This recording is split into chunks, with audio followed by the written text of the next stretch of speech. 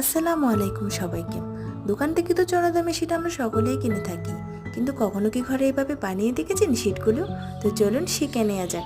প্রথমে 5টা রুটি মাঝারি সাইজের করে বেলে নিব, এর উপরে করেই তেল ব্রাশ করব আর উপর থেকে ময়দা ছিটিয়ে নিব, আর একের পর এক 5টা রুটি এভাবে করে নিব। করে আমরা বেলে নিব এটা চারিপাশ দিয়ে, যেন কোনো দিকেই উপর নিচ না হয়, সমানভাবে চারিদিকে বেলে নিতে হবে। এরপর আমি আপনাদেরকে দেখাচ্ছি এটার থিকনেসটা কিভাবে হবে।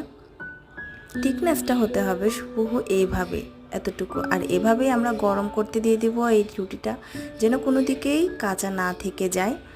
ভালোভাবেই এটা গরম করতে হবে। এগুলো কিন্তু হুবহু দোকানের স্টাইলেই হয়ে থাকে, কোনো ঝামেলা থাকে না, আর আমাদের অনেক টাকাও সাশ্রয় হয়।